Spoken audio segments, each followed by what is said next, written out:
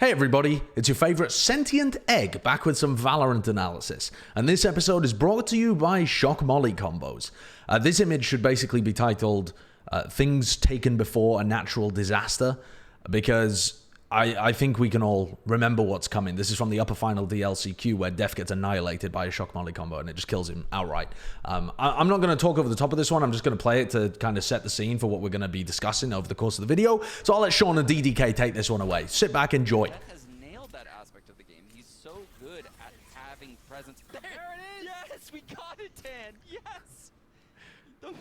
The shock dart and Molly combo from 100 Thieves in halls to take out Def at the start of this round. The solo controller on Xset. Yep. Well, as they say, that's a pretty good combo, right? And essentially, it was just two people at the top of halls shooting a molly and shooting a shock dart at the same time and catching anybody that gets up there. But what I was impressed about watching LCQ and then watching North America in general, actually, is the adaptation of this as just a standard combo. Not necessarily even for set positions and set plays, but just kind of incorporating it as an on-the-fly utility combo. And this is a serious development of the meta on maps where people play Sova and Viper. So we're talking Icebox, we're talking Breeze, we're talking Bind as well. And if you think back to Berlin, this wasn't really happening as much. So I'm thinking about this as a pretty serious meta development that has been primarily driven forwards by the North American teams, although some EMEA teams are picking this up as well, and I'm sure others will be adding it to their repertoire too as we head into Champions. But certainly North Americans appear to be the ones at the forefront of this. So let's have a look at another one. Let's in fact have a look at a few. This is 100 Thieves, right? And they're coming around the corner. They're going for their push towards B. It's going to be a B split against the Viper ult going on here. And drawing your attention to the minimap, we've got Hwin posted on this angle with, sorry, not Hwin, I'm thinking about the past. This is Nature with his AWP posted on this angle. And so he's going to end up getting a pick, and we're going to try and push him off the angle, right? 100 Thieves are going to try and push him off. So he gets the first kill, takes down Ethan, and now 100 Thieves have to come up with an idea of pushing this opera away. They kind of know which area of the map he's gone back to. So he's playing back at boards at the back corner of the Breeze B site. And so first of all, they're going to pop a Leah, then they're going to use a shock dart molly combo towards the back site here with these two players. We've got Boy, we've got Hiko, and they're going to send shock molly combos towards the back. So I think that 100 Thieves have added so many into their game, primarily because of Boy's addition to the roster as an analyst. So I think that was something cool about Boy being added to the team that people didn't really appreciate at the time as well. So as Asuna swings here, you can see, oops, there we go. So just as Asuna swings, you could argue Asuna's a little early on this, but Nature is vulnerable as this comes through, and you're anticipating Hiko's shock dart to land anytime now. Unfortunately, though, the shock dart doesn't quite land, and you can see here that it gets blocked by this small wall. Otherwise, pretty sure this would have been an insta-kill, because shock darts, when you're vulnerable, double damage, you're talking max 180 damage, and Nature's already taken a little bit of damage, you know, could have taken a shot from Asuna or something like that. It's a pretty good way of, if not pushing him off the angle, outright killing him. So he ends up managing to get away with it. There, takes down Asuna because the peak was arguably a little too early and the shock dart missed, and he almost manages to take down the Viper as well before Boy gets him, but essentially round over at this point. Let's take a look at another example here from 100 Thieves. This is their classic A post-plant scenario on Icebox.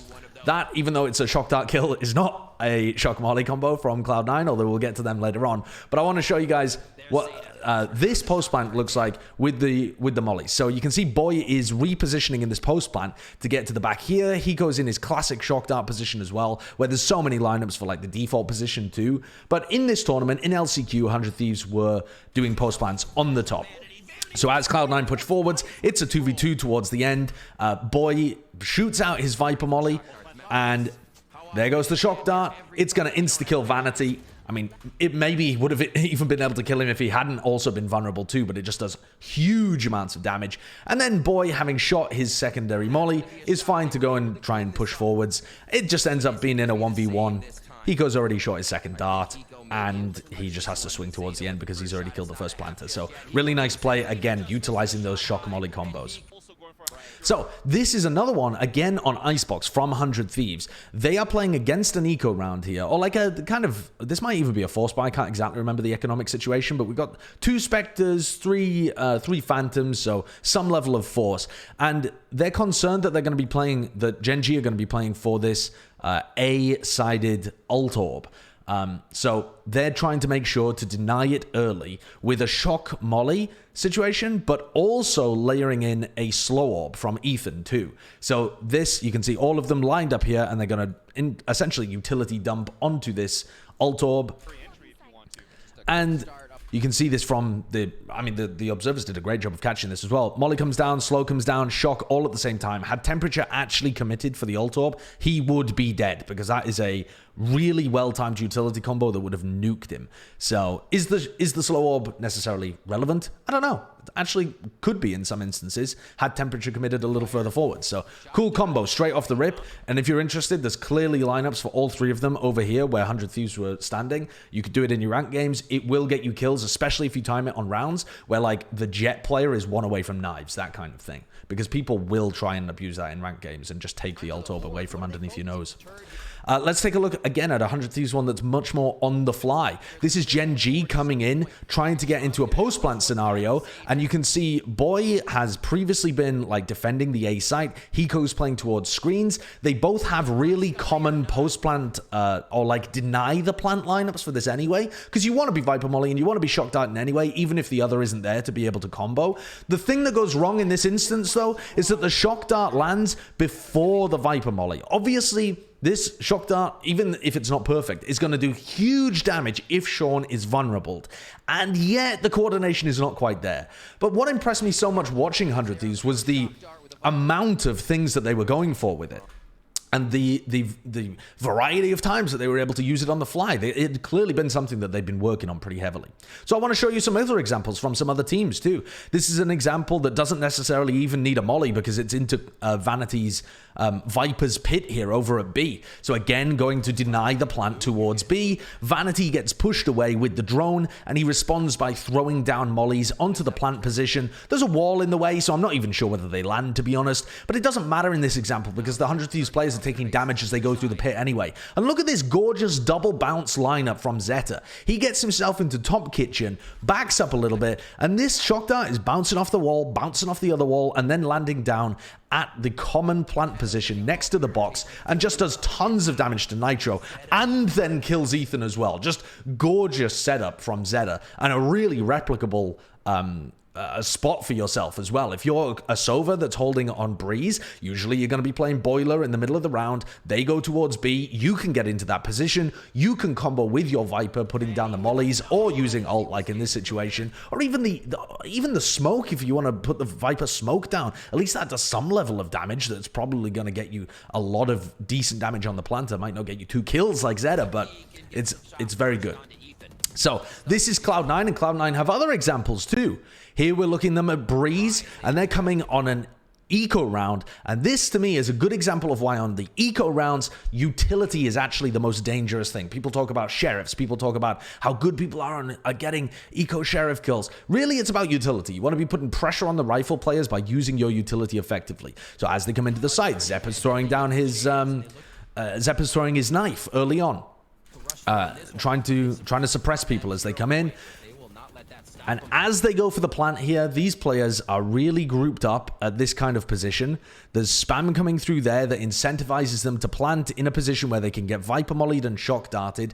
Here's the Viper with a lineup from the switch position, and then shock darts just being kind of guided in from around the spam box area. So really simple, nothing crazy with this, just very consistent pressure from Vanity, from Zeta, from Cloud9 here, and it nets them a double kill. It's also combined with a flash as well, so I don't even think these guys know it's coming, but Poison and Neptune both die, and Cloud9 are able to mop up the rest of this eco round, just with another on-the-fly thing. You know, your Viper, your Sova are going to be able to throw these things from a lot of different positions. You don't have to get too crazy with some lineup gameplay. It's on the fly, it's replicable, it's consistent. So let's take a look actually at Team Liquid, who are an EMEA team, our first EMEA team, the first team that we've looked at outside of North America. And they are much more to do with set plays when it comes to this kind of stuff. They don't have that many on-the-fly ideas when it comes to their shock mollies. I would say that the EMEA meta has not extended as far as the North Americans. Maybe they've got some stuff for champions, but as demonstrated, it's been mostly the NA teams trying to pull this stuff off and very heavily going towards it. But this is their pistol round strat. So round 13, beginning for Team Liquid, you've got your Viper, you've got your Sova lined up at the beginning of A. And what's the meta on Breeze right now? The meta on Breeze is that the attacking teams are going to be coming forwards, getting to this ult-orb position with the Sky, with the Sova, and they're going to be probably Viper walling, Dog, Drone. You know the deal. It's what most teams do for an A execute. So counterplays have been developed by the defending teams that look something like this. Viper mollying around here, shock darting around there, using spam angles if you are on a rifle round with an Odin or something to spam through shop. Anything to try and break people out of their drone and out of their dog because they're kind of channeled abilities. But in this instance, they're combining the two together, and Nivera and Yampi, they place the Viper orb close so that they can get out of this position later on in the round. But for starters, they're grouping up close, they're waiting, and they have a lineup that's pretty cool. This is a jump throw lineup from Nivera. Look, he jumps forward into the air, and then Yampi delays a little bit because it takes some time for this molly to land, and then shoots the shock dart. You can see that this molly is really deep. Gorgeous lineup from Nivera. Most of the time when people are winging this lineup a little bit, it only covers kind of this portion, and it lands pretty close to the wall. This one, I mean, Leo, if anything, is expecting this play, I think, and still gets mollied. So lovely lineup that you guys can learn and test out within some custom games of your own. And then the shock dart comes through and does a huge amount of damage. Knocks Leo down to 13 health. He's lucky to be alive, to be honest. So cool set play. Now, does it really work? I mean, your scene just kind of splits A in entries and gets the pick, but that's a story for another time. So now let's go back over to North America, and I want to talk about some ways in which people are using shock darts that don't combine with Viper. So we're looking at Ascent here. Almost nobody uses Viper on this map. But what I want to draw your attention to is Zeta playing in mid and denying this common Sova spot, right? Everybody drones from this position unless they're expecting to be KO knifed or something.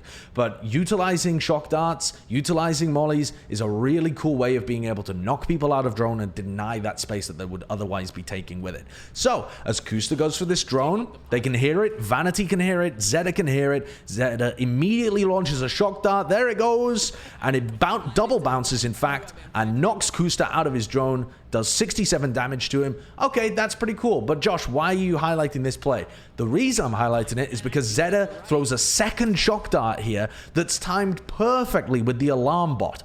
And shock dart into alarm bot is like a harder version of shock molly combos, because you can't throw the alarm bot. It's only in a static position, and a lot of the time, by the time the alarm bot pops, you need to have a rifle in your hand, or in this case, a pistol in your hand. You can't be dicking around with your shock darts out. But the timing is just so perfect here, because as Zeta throws the shock, they're trying to push onto him and punish him for being in this advanced position. They flash him, and Sean just gets insta-killed. Alarm bot gives him the vulnerable. It actually forces the dash out of nature as well. I believe that's the only reason nature survives too. So you're getting an insta-kill, you're forcing out the jet dash early, and Zeta gets out for free. They are styling on Gen G here with this play. Gorgeous setup. I don't know whether it was intended necessarily, but it's certainly one extra direction that people could try and go to. And one of the reasons I think it is intended is because I saw Xset do it as well. This is Xset defending the B site against a pop from Cloud9. And so they've got their classic Killjoy molly setup. They've got one down lane, one tucked into the boathouse corner, and they've got an alarm bot to give them contact out of B main. And this is an Astra Wall push into B, really common kind of setup. And what they go for here, Xset, is BCJ just stands on the other side here, holding the shock dart, waiting for the alarm bot to be triggered.